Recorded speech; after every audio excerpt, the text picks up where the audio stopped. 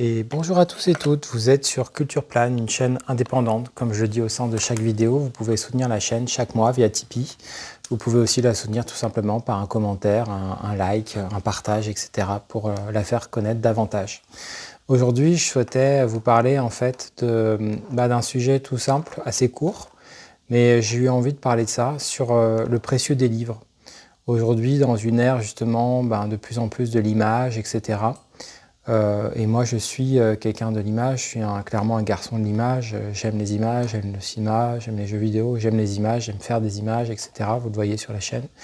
Il n'empêche que plus les années en fait ont passé, puis j'ai eu l'impression vraiment de développer en fond une constellation où à la fois je peux garder ma passion pour les images et en même temps l'associer à la lecture en fait. Ça n'a pas forcément été si simple pour moi de vraiment trouver une forme d'équilibre personnel là-dedans. En tout cas, j'ai eu mon chemin à moi. Mais aujourd'hui, ce n'est pas des images dont je voulais parler, j'en parle souvent. Ce dont je voulais parler aujourd'hui, c'était des livres. Et comment, à mon sens, les livres sont vraiment une force universelle, une force contemporaine qui nous permettent vraiment, dans des temps parfois difficiles, des temps où il manque des nuances, de se construire des abris, des espaces de pensée, des moments donnés où on peut réfléchir, des moments donnés où son imaginaire se déploie, où la pensée peut se développer, où on n'est pas toujours dans de l'argumentaire, où on n'est pas... Les livres, c'est cet objet qu'on peut avoir dans son sac et se le trimballer avec soi.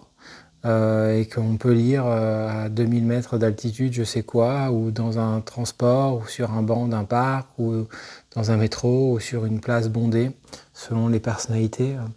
Et au fond, voilà, à mon sens, les livres, c'est aussi une accessibilité. Pour quelques euros, on peut s'acheter un livre. Parfois, on trouve un superbe livre dans une boîte à livres.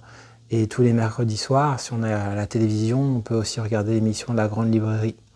Donc sur France 5. Donc c'est vrai que voilà, les livres, c'est vraiment un atout. Alors par les livres, bien sûr, je n'oublie pas les outils, comme quoi les outils, les bandes dessinées, les mangas, mais je parle aussi vraiment du livre sans image. Vraiment, le livre vraiment avec juste des caractères à lire et des mots et un imaginaire qui se déploie, une pensée, un cheminement.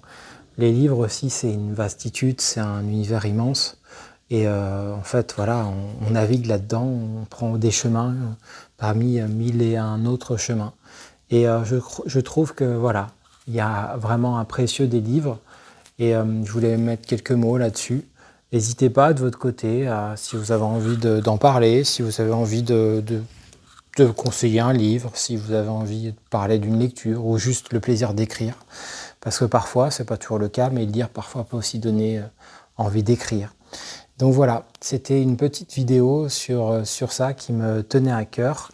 Je vous remercie tous et toutes de l'avoir écouté et je vous dis à bientôt pour de prochaines vidéos. Prenez soin de vous. Salut!